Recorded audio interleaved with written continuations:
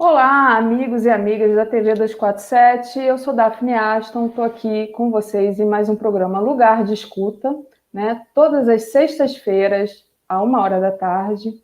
Então, queria agradecer ao pessoal que já está acompanhando a gente aqui.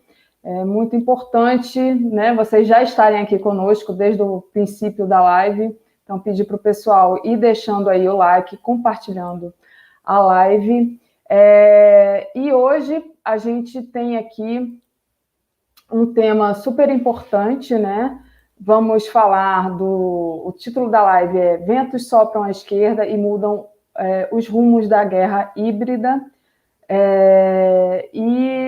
Enfim, estamos aqui com os nossos convidados e a minha companheira de bancada, Mariana Molica, psicanalista. Hoje, para falar aqui conosco, Ana Cristina Figueiredo, que é psicanalista, professora titular do Instituto de Psiquiatria do IPUB-UFRJ, doutora em saúde coletiva pelo Instituto de Medicina Social, da UERJ, membro do GT Psicanálise Política e Clínica da ANPEP, Associação Nacional de Pós-Graduação em Pesquisa em Psicologia, e membro do PUD, Psicanalistas Unidos pela Democracia. E Lúcio Massaferri Salles, professor de Filosofia e de Psicologia da Rede Pública Estadual do Rio de Janeiro, doutor e mestre em Filosofia da UFRJ, especialista em Psicanálise pela Universidade de Santa Úrsula, membro da Rede Ibero-Americana de Filosofia Política e integrante também dos Psicanalistas Unidos pela Democracia. Achei a escolha do tema feito pelos nossos convidados e pela Mariana Molica muito importante, né? A gente está precisando escutar sobre isso, né? Estava até brincando aqui com o Lúcio, que ainda não é uma ditadura do proletariado, mas esperamos que seja uma hora. Estamos avançando, acho que a esquerda está avançando há uns meses atrás, há um ano atrás, a gente estava discutindo aqui, né, se o Lula poderia concorrer ou não poderia concorrer, né? E hoje em dia a gente está aí com o Lula líder nas pesquisas, a gente está vendo o que está acontecendo na Colômbia, o que aconteceu no Chile. Então, acho que alguma coisa está mudando e acho que é disso que vocês vêm falar aqui agora. Bom, sem mais delongas, agradecendo demais a Ana Cristina e ao Lúcio pela presença, vou passar a palavra para a Mariana, nossa querida psicanalista de plantão. Mariana, é contigo.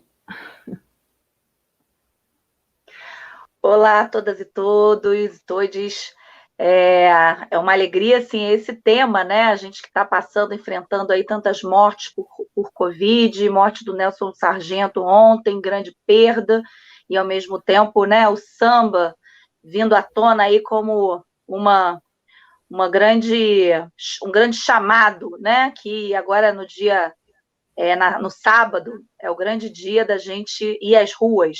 Parece que a esquerda agora está se levantando, muita gente já vacinada, com uma certa idade, algumas semi-vacinadas, e outras achando que o vírus é um mal menor diante do mal Bolsonaro, né? Então, tem alguma coisa também de um movimento acontecendo nas esquerdas, mas acho que o pessoal se animou muito com o Lula à frente das pesquisas, com chance até de ganhar no primeiro turno, segundo Delfim Neto, né? Lula falando com o FHC, quer dizer, coisas acontecendo estranhas, né, aos últimos tempos, e ao mesmo tempo a gente vê o desespero, né, do Bolsonaro, dos bolsonaristas. A cada vez que sai uma pesquisa, eles vão para a rua com motocicletas, enfim, fazendo aí uma barulheira danada, mas com muito poucas motocicletas, cada vez mais assim, com enfim, a CPI, né, do Covid, apresentando todas a falácia, né, que foi esse governo diante da pandemia.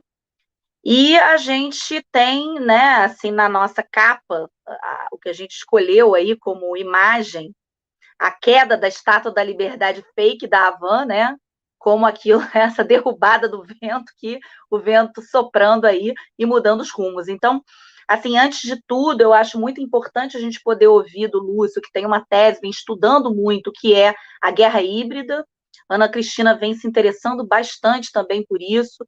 É um tema que diz respeito a, tá lá a imagem, uma imagem realmente simbólica, né? Assim, diz para a gente um pouco do que é esse lugar que o Brasil ficou aí de né, uma submissão em relação aos norte-americanos por tanto tempo. Claro que a gente sabe que a gente tem uma espécie de neocolônia hoje, mas teve alguma coisa que foi muito forte nesses tempos e que vem do norte mesmo, né? Então, essa guerra híbrida que diz respeito a toda essa dimensão digital da internet, e o que seria essa guerra, né? Que envolve a manipulação de afetos na massa. Então, o Lúcio vem estudando isso, é muito interessante que ele descobre aí todo um uso canalha da psicanálise, a partir do sobrinho de Freud. Ele vai nos explicar um pouco como é que isso se dá em toda a história da propaganda, mesmo nos Estados Unidos, e que é um uso que se dá nas guerras, desde a Segunda Guerra Mundial, pelo menos, mas que se intensifica e se complexifica nessa nova guerra tecnológica que o Bolsonaro faz uso, né? Desde a eleição do Trump até a eleição do Bolsonaro, o que leva uma população a votar em alguém que está contra ela mesma, né? Então, isso só pode ser por uma arma de propaganda muito poderosa, que agora parece que já não funciona tão bem, né? Então, o que é que aconteceu para que a gente esteja podendo...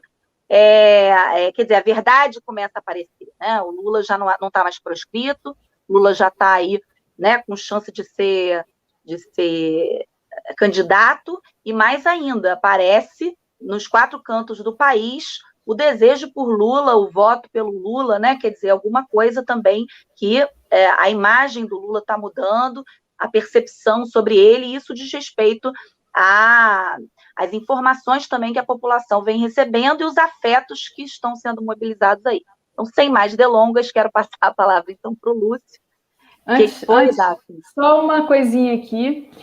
Antes da gente passar a palavra para o Lúcio, é que eu fui brincar aqui com a ditadura do proletariado e causei aqui, tem o Walter Zimmermann, e como é importante a participação do nosso público aqui para a gente, eu quero trazer também essa questão, né? Por que eu falei ditadura do proletariado?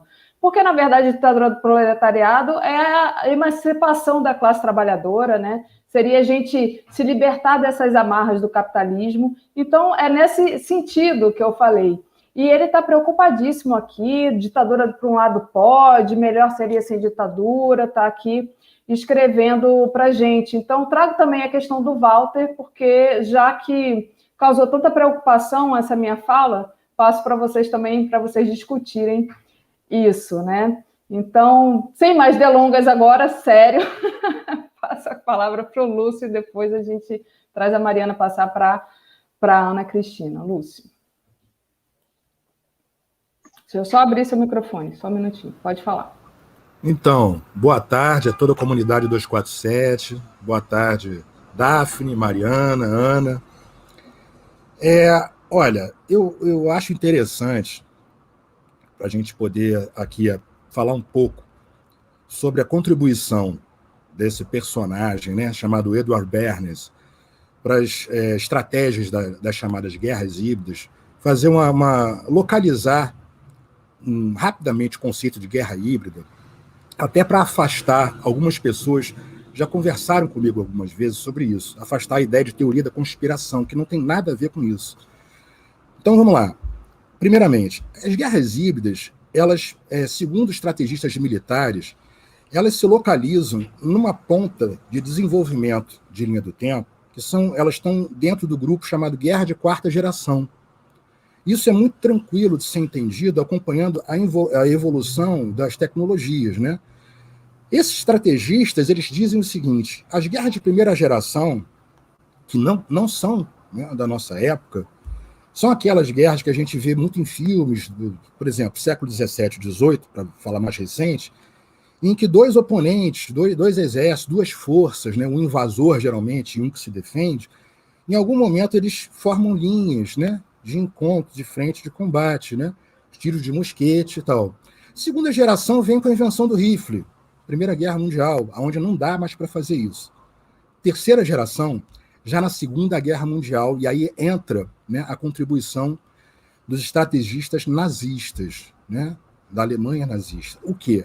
Quando começa a entrar com muita força a questão da propaganda para a massa, né, manipulação das mentes por operações psicológicas, usando velocidade, usando estratégias de levantar uma bandeira que vai para um lado e vai para o outro, além daquele maquinário mais pesado, né?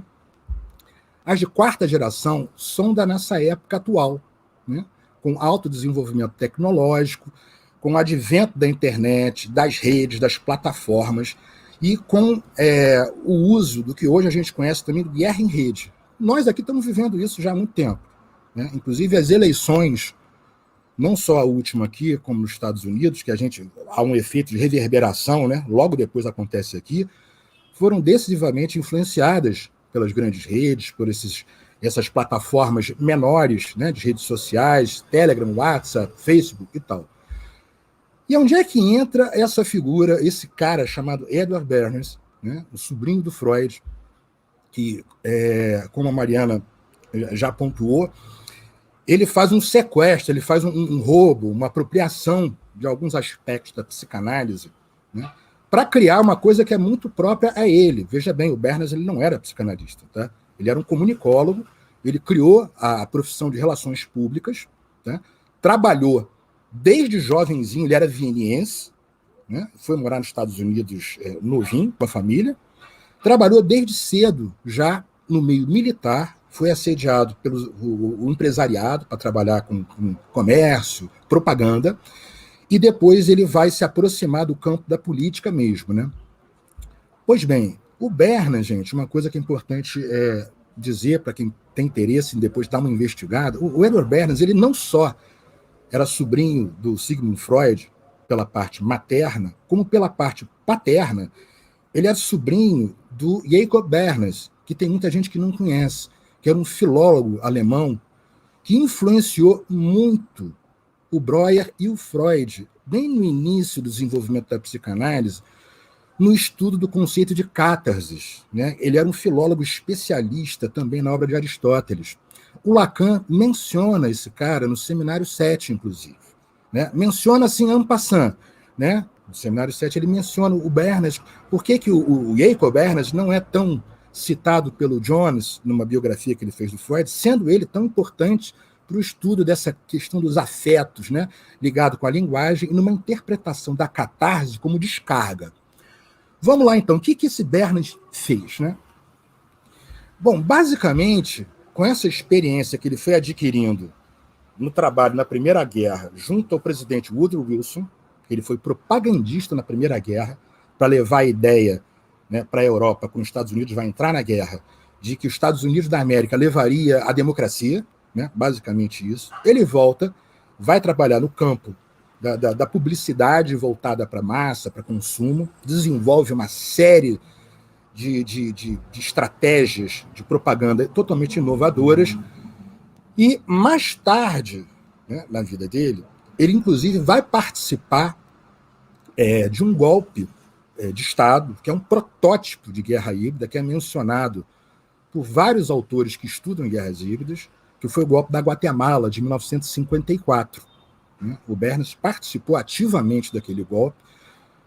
Caso alguém tenha interesse também, quem cita isso, além de mim? Gessé de Souza, no Guerra contra o Brasil.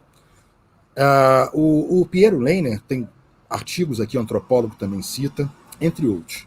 O que o Bernays fez, teoricamente, e para ser aplicado na prática?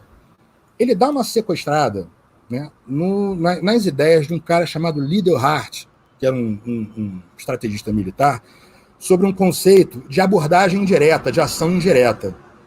Basicamente, era o quê isso?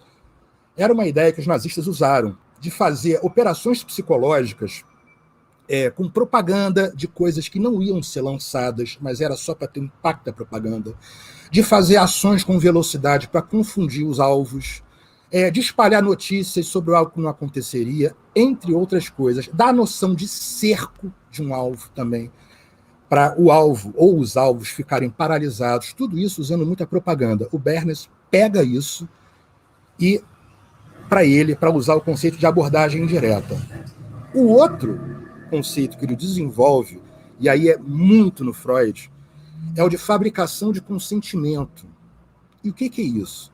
O Bernas, lendo a obra do Freud, né, o Freud, eles se comunicavam, ganhou livros de introdução à psicanálise e tal, ele se encanta com essa ideia de que a psique teriam forças irracionais, literalmente eu estou citando como o Bernas se refere, né, que estariam ligados aos desejos internos mais destrutivos e que os humanos teriam um lado que poderia ser levado à barbárie, como é o caso da Segunda Guerra. O Bernas se encanta com isso e decide aplicar nas pesquisas dele para a área do consumo, para a área empresarial, a ideia de engenharia social. Isso eu estou dizendo pela leitura que eu interpretei dessa maneira, usando como se fosse associação livre em grupos para o comércio. Como que ele fez isso? Ele começa a desenvolver isso, gente, no início do século passado, né? Estratégia de propaganda, que era o seguinte, convidava uma série de pessoas, grupos, para fazer pesquisas e com perguntas. Determinado produto, digamos, um produto que era uma massa, farinha para fazer bolo. Aí um grupo de 20 pessoas, mulheres, homens e tal, começava a se fazer uma série de perguntas sobre aquele produto. O que seria melhor? O que a pessoa vê naquilo? O que ela gosta? Se ela já sonhou alguma vez? Ele começa a usar esse tipo, que ele chamava de engenharia social, e vai sendo revelado a ele, ao longo do tempo, com essas pesquisas, detalhes que o pessoal da área de propaganda desconhecia, ligado a desejo, né, e ligado a medos também, porque 1000 coisas acontecem nessas entrevistas que ele promovia, né?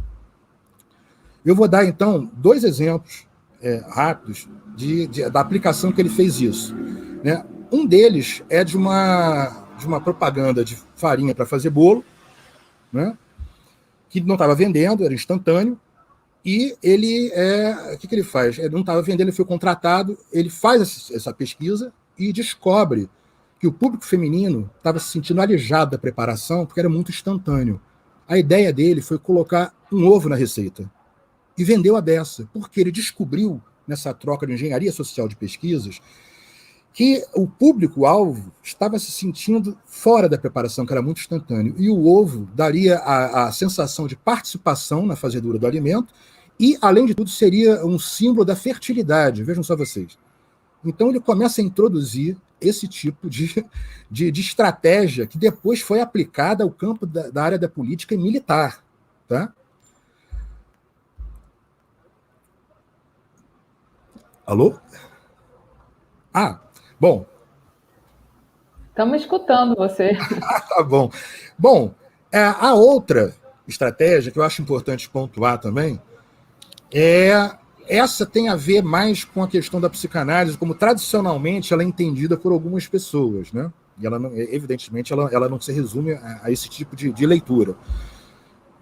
Uma vez chamado para fazer propaganda de cigarros da American Tobacco Company, isso foi no início do século passado, né? Na época, as mulheres elas não podiam votar e também elas não podiam fumar. Era muito mal visto a mulher fumar no início do século. A sacada dele foi a seguinte: ele preparou uma propaganda para o dia de desfile de Páscoa, 1929. Ele foi conversar com um psicanalista daquela escola estadunidense da psicologia do ego, chamado Abraham Hill, né? E esse Abraham Hill deu um toque nele, né, numa conversa, como é que ele faz a propaganda e tal, de que ele deveria explorar o cigarro como símbolo fálico, como uma coisa de poder, né? Então ele combinou com fotógrafos e, na hora exata, combinado com moças no desfile, moças jovens, elas sacaram cigarro, acenderam e viralizou tipo um meme, né, em todos os jornais e tal. As jovens sufragistas com suas tochas da liberdade. Então ele atacava isso, o direito ao voto, uma coisa fundamental para as mulheres, o direito de fumar, não é uma coisa tão legal hoje em dia, mas na época era uma questão, atingiu o público feminino e com uma coisa de liberdade, né? Tochas da liberdade. Então era um cara que a mente dele funcionava muito nessa batida, né? Ele pegou da psicanálise, acho que pegou do Jacob Bernas também, o estudo da catarse. Estou mapeando, ver se eu acho algo mais, mas é bem provável que o cara era um gigante na área, né? E esse cara, ele produziu escola nos Estados Unidos da América, né? Tem estrategistas de pouco tempo que citam ele como um cara fundamental na comunicação de massa para a aplicação das guerras híbridas, onde se inclui essa instrumentalização da linguagem nas redes, hipertextos, hipermídias, vídeos, áudios, falas, tudo misturado para atingir as mentes, né, para atingir a população e também grupos individuais. Basicamente, o que Bernas, a contribuição dele gira em torno desse tipo de teorização voltada para a prática, né, dos campos do consumo, né, empresarial do comércio, política e da área militar, sendo aproveitada hoje na alta tecnologia. Entendeu? E você tinha me falado, né, Lúcio, que um livro do Bernays foi encontrado na biblioteca do Goebbels, né, que era o propagandista do Hitler. Né? Exatamente. Isso, inclusive, gente, também para consulta, para o pessoal poder olhar, está na internet, mas eu posso arrumar um jeito de disponibilizar para download depois, fica mais fácil. A edição francesa de Propaganda, o nome do livro é Propaganda, Como Manipular a Opinião da Democracia. Saca só o nome. O outro é Cristalizando a Opinião Pública. O cara não era mole, né? Nesse do Propaganda, no prefácio, é mencionada essa carta de um amigo dele, que sabe-se lá porque foi na casa do Goebbels, ministro de propaganda genocida, né, de campanha de propaganda nazista. Ele encontrou os livros do Bernas na prateleira, entendeu? Então, vejam também a quem influenciou já na Segunda Guerra, o que vai corroborar com a ideia de que o Bernas ele pega aquelas ideias daquele... o nome do cara, Heinz Guderian, era um comandante da divisão Panzer alemã, lembrei agora. Esse cara era terrível, e ele usa essas operações psicológicas. A boa notícia para a gente, eu acho que para a humanidade, é que esse cara, esse Guderian, ele foi aplicar essas operações psicológicas na União Soviética. Ele liderou a invasão dos Panzer na Operação Barbarossa, e acabou dando errado, né? Foi a primeira grande derrota dos nazistas que foram empurrados para Berlim a partir dessa derrota dali. Mas isso destruiu a linha, para quem estuda história sobre isso, destruiu a linha Maginot, esse tipo de ataque veloz. É sério isso, né? O uso desse tipo de operação psicológica, tanto nas redes, como no campo físico mesmo, né? Achei, rapidinho, Mariana, deixa eu só fazer um comentário. Achei sensacional quando você fala da tocha da liberdade, Lúcio, porque... ele, na verdade, ele pega também um discurso, né? E um discurso da liberdade, que seria assim, um discurso mais da esquerda, né? E traz para o capitalismo, que é para vender cigarro. E a gente está vendo isso agora, né? Se vocês estiverem acompanhando a CPI, porque eu estou acompanhando a CPI que nem eu nunca assisti Big Brother, na verdade, né? Os caras lá, os bolsonaristas, os governistas da direita, eles ficam pegando coisas do discurso da esquerda e se apropriando, né? Eu já ouvi eles falarem, o tempo todo eles estão falando de narrativa. Gente, a gente falava de narrativa o tempo todo. Não, porque essa narrativa, o tempo todo eles estão usando isso. E outra coisa que eles estão usando, o negacionismo. Vocês são negacionistas por conta da coisa da cloroquina. Então, assim, é impressionante, né? Como eles se apropriam, né? Também, quando veem que alguma coisa cola, eles se apropriam. Mas, desculpa, Mariana, te cortei, só queria fazer esse paralelo. Não, é super importante, porque é um certo empobrecimento da linguagem e o uso de códigos. Então, a apropriação também de um termo, de um significante, né? Enfim, alterando completamente o seu sentido, pode ser feito da mesma maneira para confundir também os ouvintes, né? E eu acho que isso que você colocou, né, Daphne, tem a ver também com esse uso da liberdade, eu acho que quando o Lúcio fala também com a dimensão da sexualidade, que eu acho que é algo bem próprio à psicanálise e que tem um poder, né, um poder sobre os corpos, né, sobre o inconsciente. Eu acho que é isso que funciona bem, principalmente, né, quando Freud mostra a importância do líder em relação à massa, né, da língua, da linguagem falada por aquele representante de um grupo. Então, vou passar aqui para Ana Cristina Figueiredo, para falar, para ver, assim, ouvir um pouco como que a... Eita, Mariana congelou? Acho que sim. Bom, Vamos esperar. Parece. Vamos. Que a Ana percebe, voltou, né? A Ana faz, né? Que a gente chega. Oi, desculpa, voltei. Que a gente passa pelo Simenon, né? Vê o poder que isso tem para a colocação, né, da extrema-direita no poder, e o quanto que isso agora parece que também não se sustenta, né? Tem alguma coisa também que fracassa aí. Então, isso funciona até certo ponto, né? Quer dizer, o capitalismo, o consumo, esse uso também das massas, da manipulação dos afetos. Isso também tem um limite, porque o real também chega para todos, né? Inclusive os bolsonaristas também estão morrendo de Covid. Então, isso é alguma coisa que os próprios, né, chama a atenção que a direita golpista, que não é a extrema-direita, né, começa a também tentar trabalhar para o lado da esquerda, porque eles perderam o controle, dá a sensação de que eles perderam completamente o controle. Então, eu queria ouvir um pouco da Ana Cris, o que são esses ventos que sobram à esquerda. Bom, muito bom estar aqui no Lugar de Escuta, que eu acompanho sempre. Eu sou uma fiel seguidora do 247, de todas as lives e grupos, e essa parceria da Daphne com a Mariana, Portal Favelas, que está no 247, a gente está acompanhando aí também a discussão do Jacarezinho, com a live que teve com o Rumba Gabriel. Então é muito bom estar aqui. Eu vou começar falando da Tocha da Liberdade, que é exatamente a imagem dessa live aqui de hoje, que é a Tocha da Liberdade da Havan, né? Liberdade para o pior, né? E que com esses ventos que sopram, que foi exatamente o título que eu acho que foi muito, muito apropriado, são os ventos que sopram para derrubar uma farsa, né? Uma farsa absoluta desse ignóbil ser, que eu não vou nem me referir a ele nominalmente, fake, né? É uma estátua fake, que é a Estátua da Liberdade, se ela segura a tocha da deusa da liberdade romana, e ela está lá nos Estados Unidos desde o século XIX, enfim, tem um símbolo da liberdade aí na conquista americana, né? Principalmente no norte dos Estados Unidos, ali, né? O norte que já teria enfrentado a Guerra de Secessão, já teria conquistado a sua liberdade, a sua democracia, né? E o mimetismo brega, né? É absolutamente brega.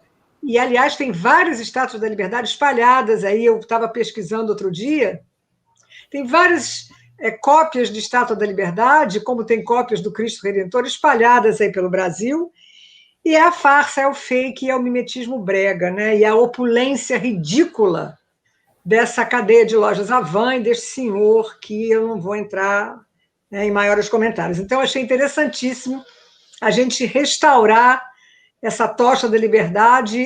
O que vai para o chão é a farsa, é o fake, é o mimetismo brega, né? Então, vamos restaurar essa tocha da liberdade.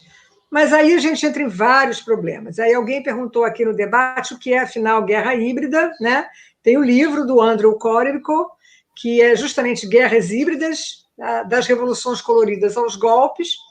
Ele vai trabalhar especificamente 2 paradigmas que, somados, ele vai nomear de guerra híbrida, que são as chamadas primaveras, né? As primaveras que foram vividas, em princípio, as primaveras árabes, mas também no Brasil a gente teve a nossa primavera em 2013, que a gente viu que foi todo mundo para a rua, que são manifestações espontâneas agenciadas pelas redes sociais.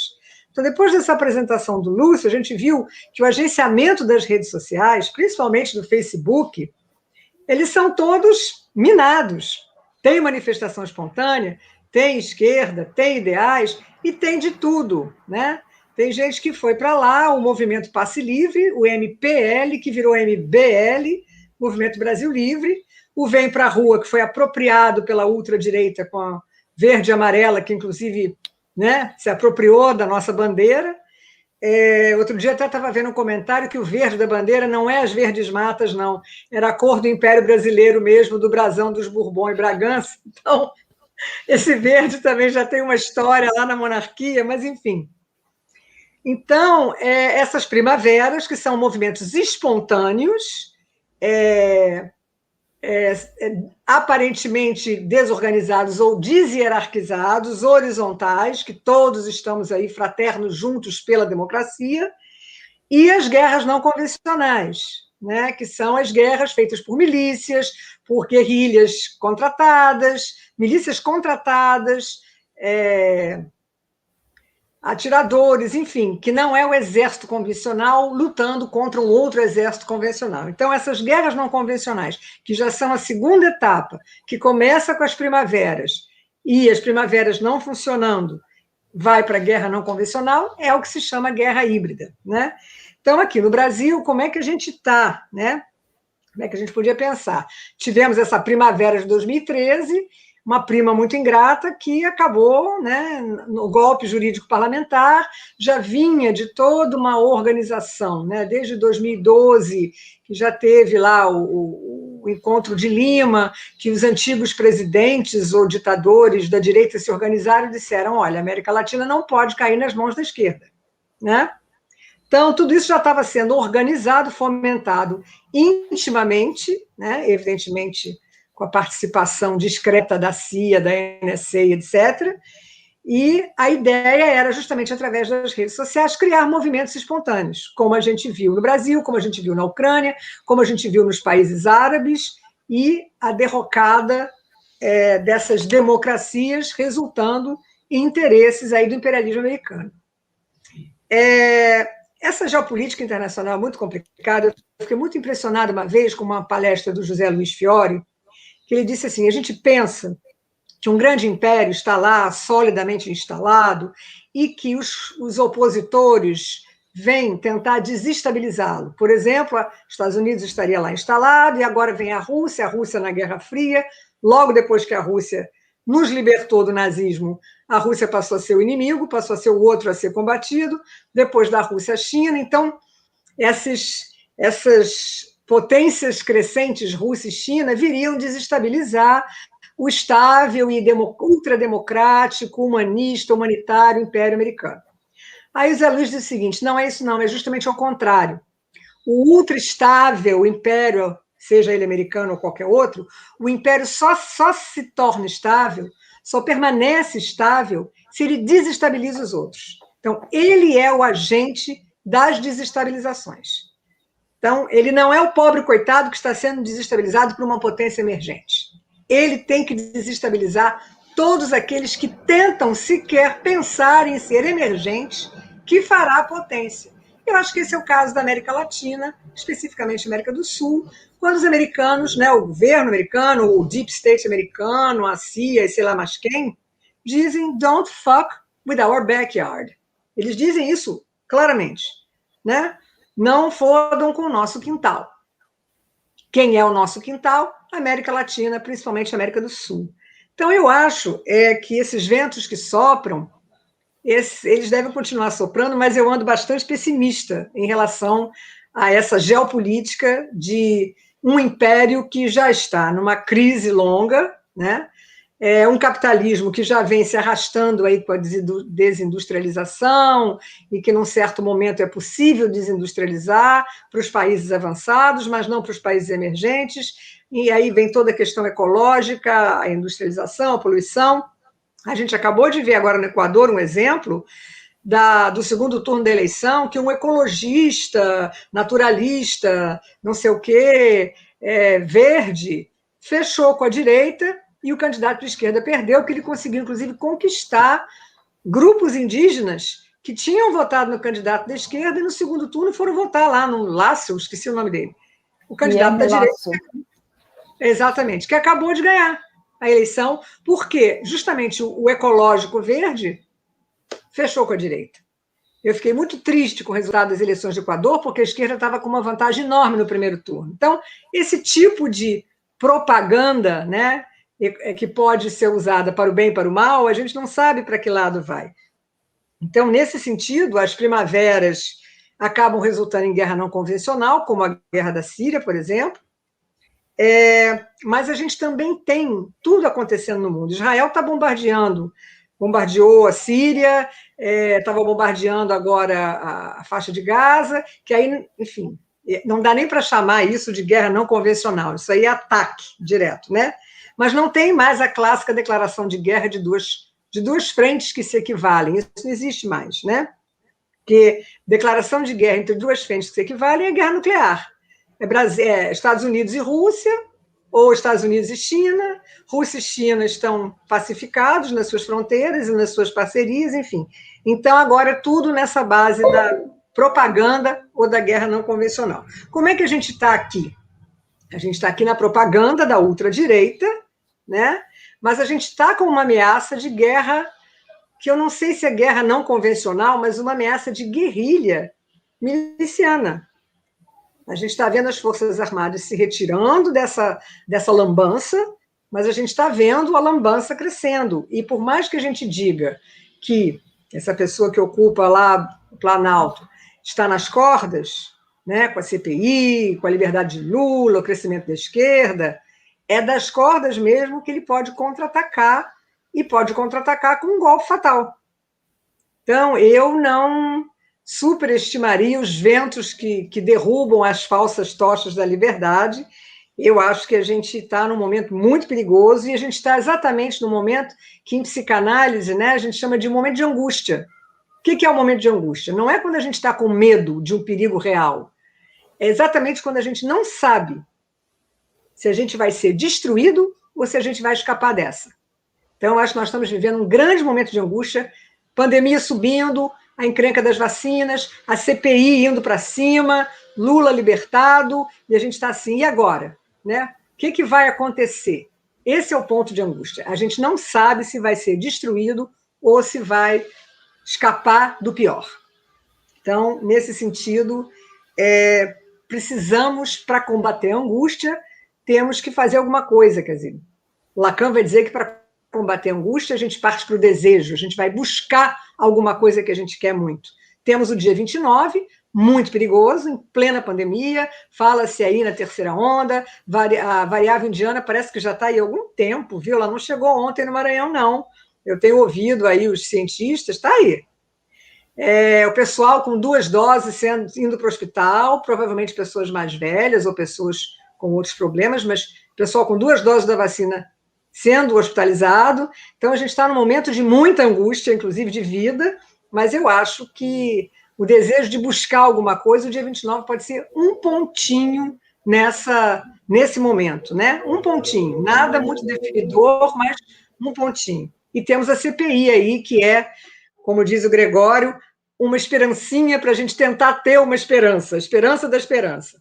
Mas eu queria falar rapidamente, não sei se ainda tem tempo, sobre essa questão da democracia.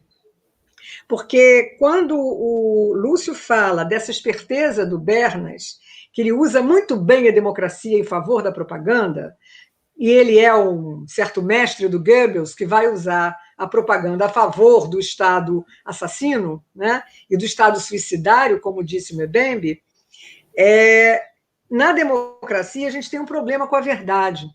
A verdade não é mais una, a verdade não é mais soberana, a verdade não é de um Deus, a verdade não é de um Pai, a verdade não é única, a verdade não é sequer a verdade da ciência, né? A verdade é relativizada e fragmentada, e, de certa forma, isso faz parte da democracia, né? A minha verdade vai até onde vem a verdade do outro. A minha opinião, o meu saber, pode esbarrar na opinião do saber do outro. Então, eu já não sei mais se a minha verdade é tão verdadeira quanto a do outro, se a do outro pode ser mais verdadeira que a minha. Enfim, quem é que está com a verdade?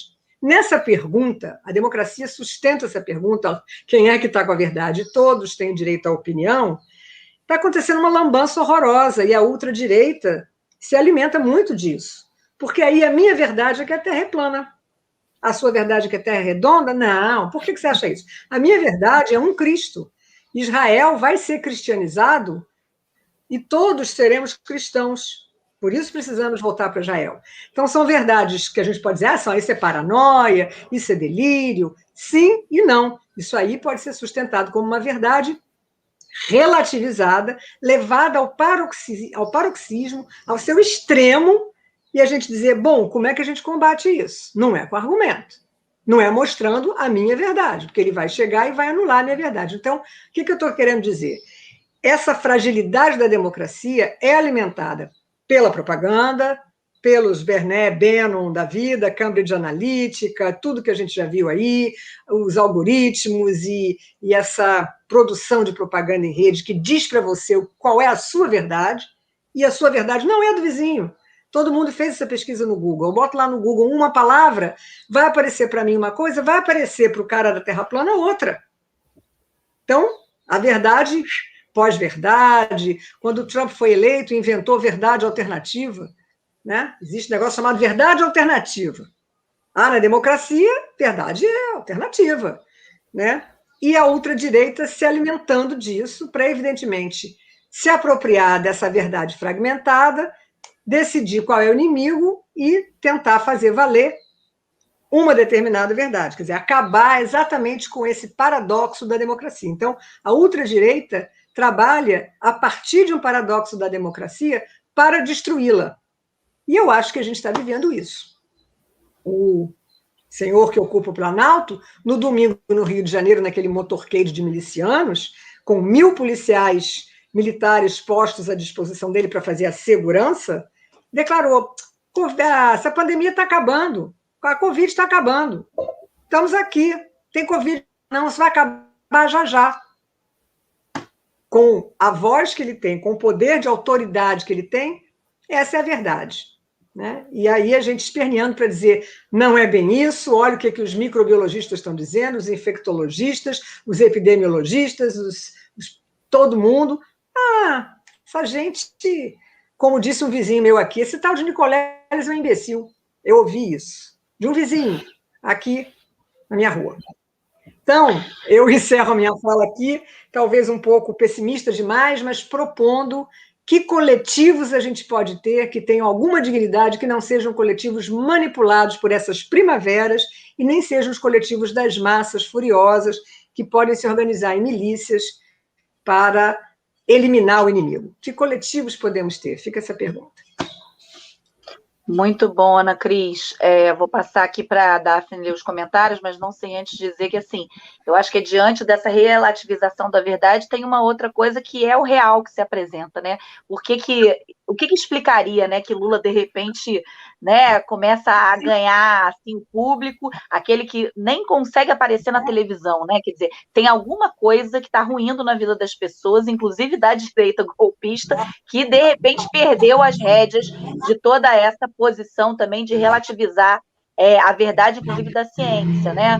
Então, eu acho que tem alguma coisa que está chegando de um real para todos, que não sei se vocês viram no outro dia um assessor de um deputado bolsonarista, assim, sem conseguir respirar e dizendo, assim, né, foram eles que destruíram tudo e tal, e ele morreu logo em seguida, quer dizer, isso viralizou. Tem alguma coisa do real que se apresenta que eu acho que coloca um pouco por terra toda essa dimensão e acaba, assim, pelo que eu estou percebendo, assim, um certo desejo por uma autoridade, por alguém que possa dizer alguma coisa, né, que possa fazer valer, né, uma verdade, fazer valer alguma coisa que, de fato, altera a vida das pessoas, porque, assim, a rigor, a tocha não está erguida, né, está o fogo lambendo a casa de todo mundo sem controle nenhum. Né? Passando aqui para a Daphne ler os comentários, ou... Tentar ser breve, né, que só faltam 15 minutos, então, para a gente. Agradecer a todo mundo que está acompanhando a gente aqui, lembrar que é importante o apoio de vocês, então, por favor, deixem um like, compartilhem a live, quem puder ainda, faça uma assinatura solidária em Brasil247.com/apoio, ou seja membro aí no botão inscreva-se do YouTube. Também tem outras formas de contribuição através aí que estão descritas no vídeo, na descrição do vídeo. Você pode doar por Pix com a chave pix@brasil247.com.br e assinar, por favor, lá na nossa base de dados bit.ly/pix247. Vou ler aqui algumas mensagens. Aqui o Ivan Machado diz ecologia de direita. Achei interessante essa mensagem do Ivan, porque é justamente aquilo que a gente estava falando, que a Ana Cristina falou também, dessa apropriação do discurso, né? Por exemplo, o discurso ecológico. Quem é que ataca a ecologia? É o capitalismo, mas aí a direita vai e se apropria desse discurso, né? Do verde, do ecológico, né? E vende isso como mercadoria e continua destruindo a natureza, né? E, enfim, quando a própria Globo, por exemplo, faz lá um programa com mulheres negras, né, eles se apropriam desses discursos, né, ecologia, o discurso de gênero, né, contra o racismo e tudo isso, mas eles não estão nem aí, né? Então foi por isso que lá no começo, né, para o companheiro aqui, o Walter, que falou assim, ditadura do proletariado, por isso que eu falei em ditadura do proletariado, é a emancipação desse tipo de apropriação, né, que fazem com as causas da classe trabalhadora.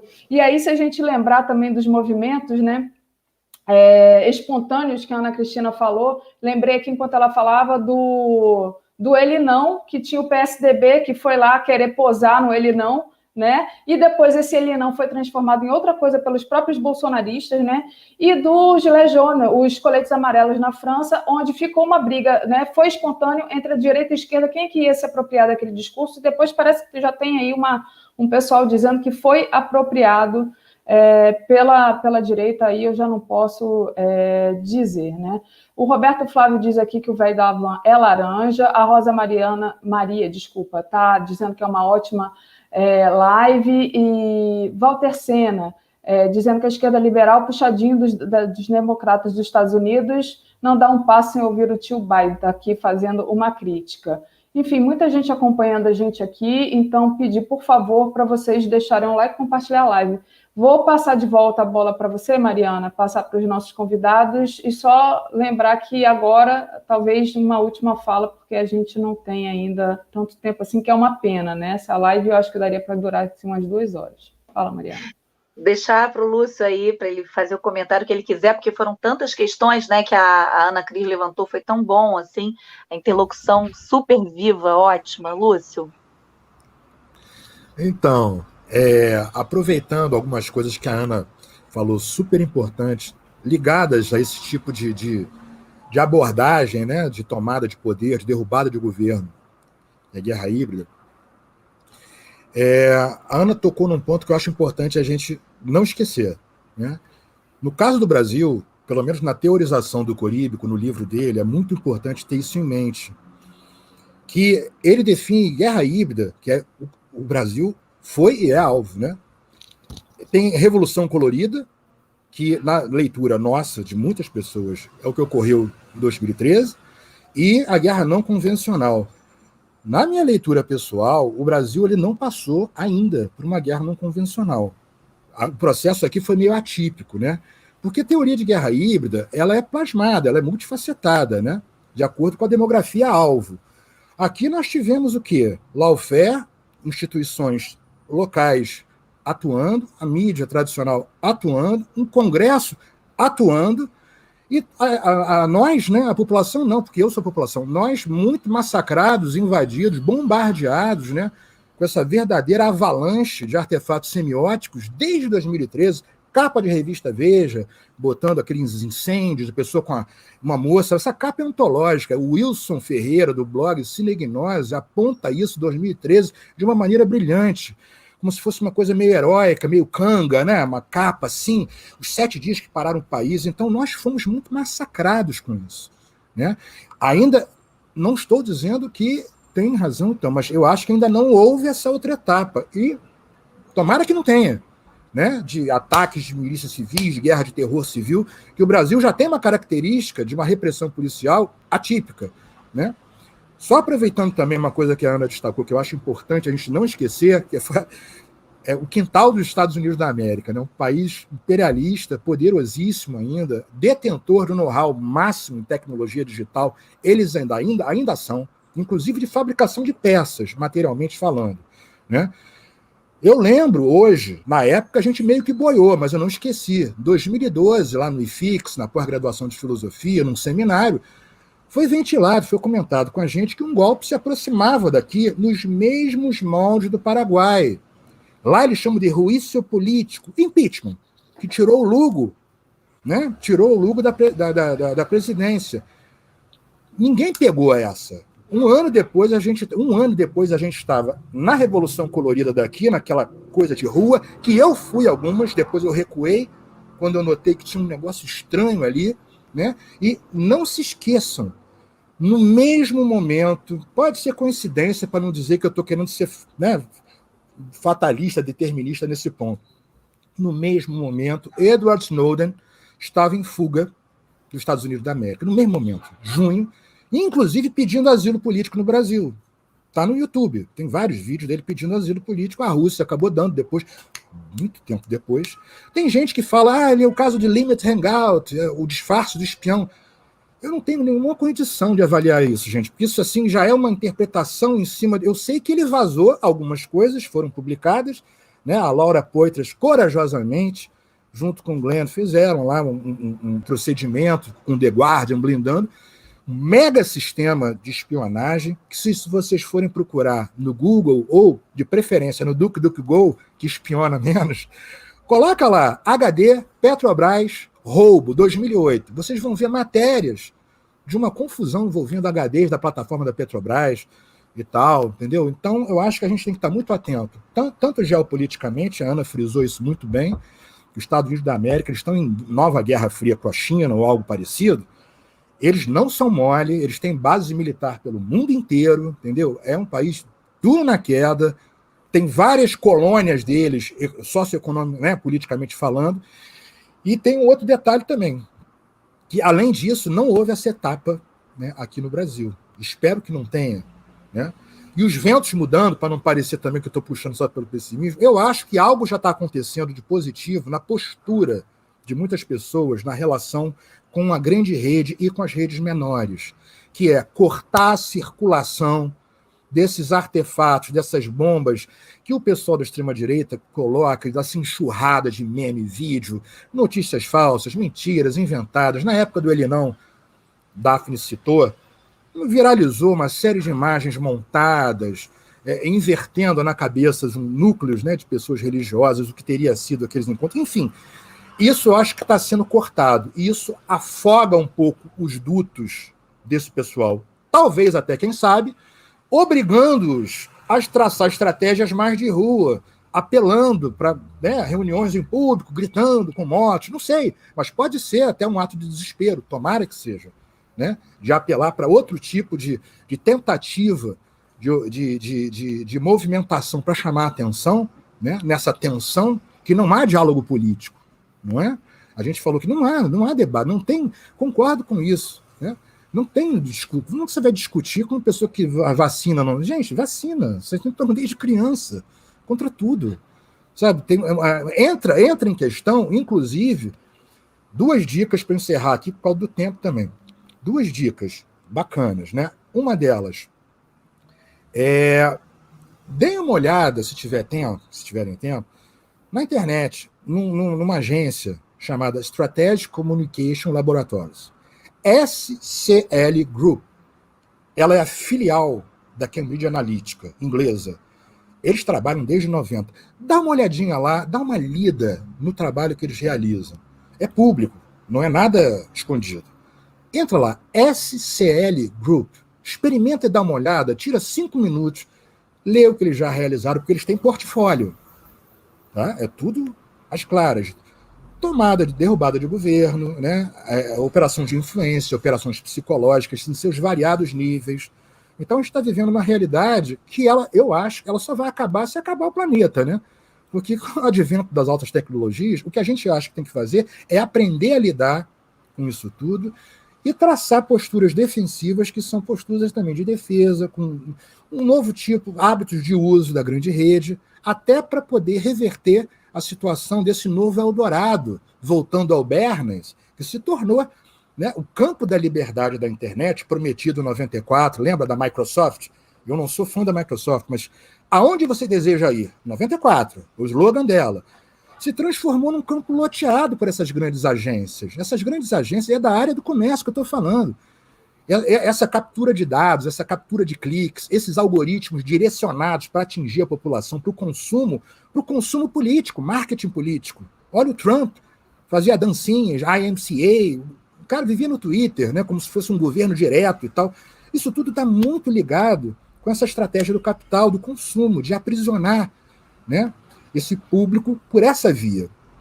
Entendeu? Eu acho que eu tinha para finalizar a fala só fazer essas pontuações. Maravilha, Lúcio. Passando aqui para a Cris, Não sem agradecer a todo mundo que está comentando aqui. A Ágape fez uma excelente, deu uma ótima elogio aqui para a gente. E com a pergunta do Saulo, né? Que pergunta assim, né? Mas não seria fome, né? Alguma coisa que não deixa, né? Assim, o povo também só ficar sendo bombardeado por alguma coisa que vem de fora, né? Por todas essas estratégias, né? Será que não tem alguma coisa real aí que toma um outro lugar e que esse desejo aparece, né? Para sair assim dessa posição tão objetalizada? E a gente precisa lembrar que o povo também está se organizando, né? As favelas estão se organizando, né? Muita gente preta entrando aí, né? Nos espaços de poder. A Taná de Paula ontem, né, sei lá, pegaram o carro dela, os policiais mandaram ela sair, né?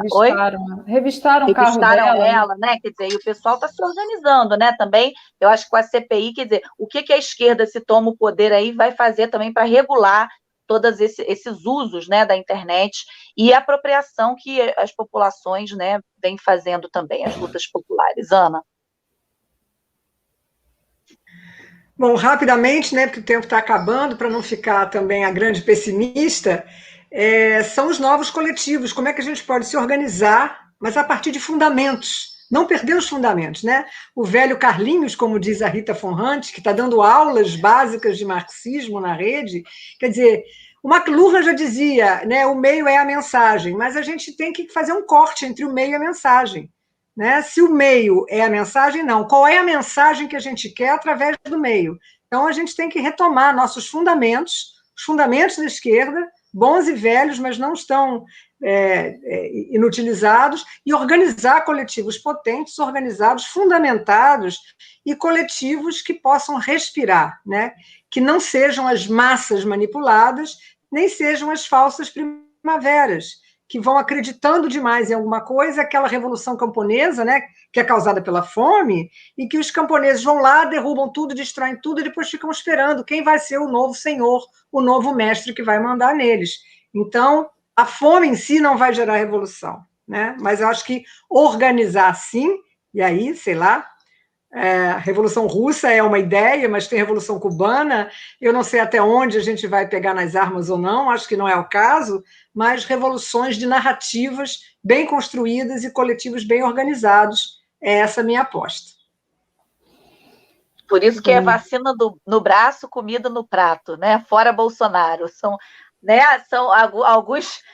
Né, algumas demandas muito claras, né, que tem organizado, acho que a Frente Brasil Popular, a Frente Povo Sem Medo, tem crescido muito, se organizado, se articulado, que são polos, né, que se articulam com partidos e que se articulam com vários e vários coletivos políticos que são populares. Então, não podemos esquecer que temos uma força popular muito grande no Brasil que cresceu e elegeu um presidente, nosso melhor presidente da República, que ficou aí 2 mandatos, depois mais 2, então a gente não pode esquecer disso. Daphne. Muito bom, gente. Vou agradecer demais vocês aqui, né? Agradecer o pessoal que mandou superchat, o pessoal que acompanhou, que mandou mensagem normal também. Pedir para esse pessoal que acompanhou a gente até agora, para deixar o like, compartilhar a live. Quem não viu desde o comecinho, né? Agora nossa audiência aumentou bastante, mas quem não viu desde o comecinho, voltar lá o vídeo, que é muito importante, né? Toda a explicação que Lúcio e Ana Cristina trouxeram para a gente. É uma pena, a gente realmente tem que terminar agora, mas fiquem aí com a programação da TV 247, saiam desse link e vão lá para o link que já vai começar agora, daqui a 2 minutos, o nosso outro programa. Então, obrigada, Mariana, Lúcio e Ana Cristina, a gente vai ficando por aqui. Um abraço a vocês aí todos e todos que acompanharam a gente aqui também.